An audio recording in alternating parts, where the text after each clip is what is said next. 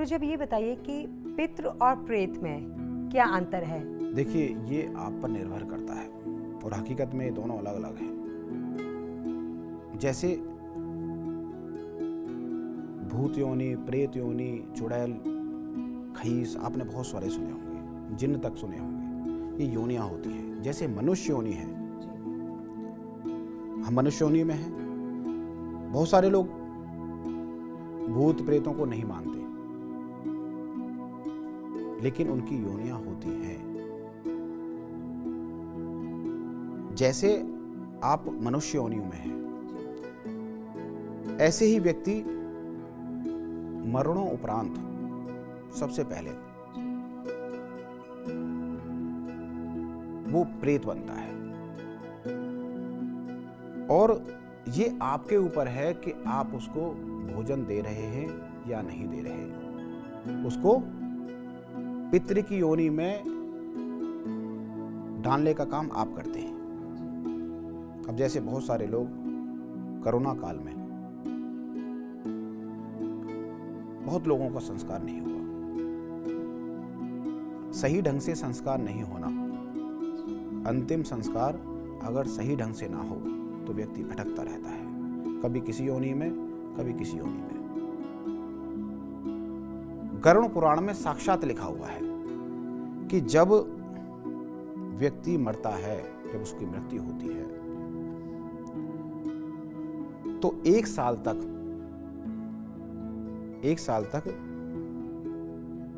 उसकी आत्मा यानी वह प्रेत योनि में रहता है और उसका साइज जो है अंगूठे के बराबर होता है। देखा होगा आपने कि जब हम ब्राह्मण को एक साल का भोजन देते हैं, इसीलिए देते हैं, हर चीज के पीछे कोई ना कोई रीजन होता है। इसलिए देते हैं कि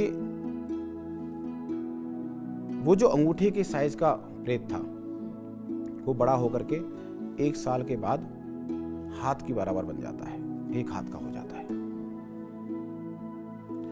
और जब कोई शक्तिशाली हो गया तो उसके ऊपर कोई गलत प्रभाव नहीं आ सकता। अब ऐसा समझ लीजिए आप कि आपने अगर एक साल तक उस आत्मा का ख्याल रखा तो वह अंगूठे के बराबर से होकर के हाथ की बराबर हो जाती है, तभी वो पितृ बनती है। अब हम पितृ तो कहते हैं कि पितरों को शांत करना है, लेकिन क्या आपने सही ढंग से संस्कार करके उसको पितृ बनाया?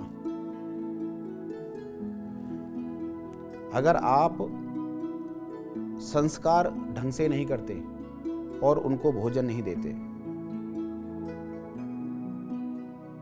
तो वो पितृ योनि में ही रहता है। अब आपके ऊपर है कि आपको अपने पितृ को प्रेत ही रहने देना है या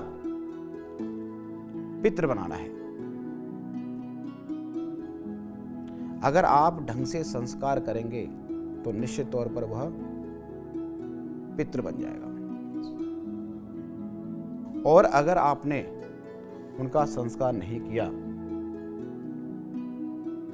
आपने कोई संस्कार उनका नहीं किया ढंग से, आपने एक साल तक उनका ध्यान नहीं रखा, तो वह प्रेत बनकर आपके सामने समस्याएं क्रिएट करते रहेंगे।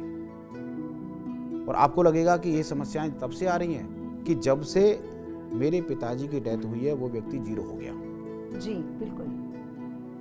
हम ही समाज में हैं तो हम रोज ये बात सुनते रहते हैं कि जब से, और व्यक्ति कहते क्या है कि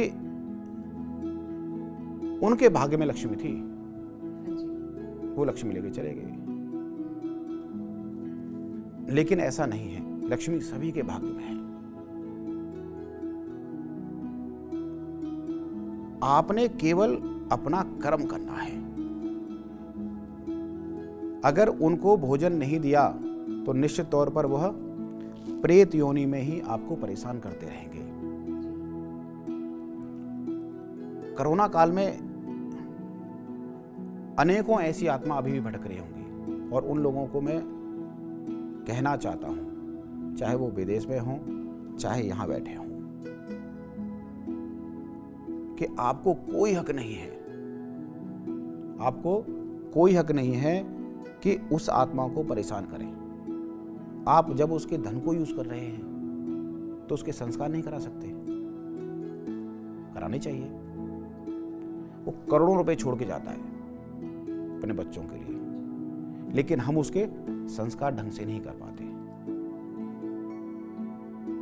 अगर आप ढंग से संस्कार करेंगे तो आने वाली पीढ़ियां भी सुसंस्कारी होंगी, आपके बच्चे भी आपको पानी देंगे, अन्यथा आपको भी प्रेत बनना होगा एक समय पर। इस बात का ध्यान रखिए।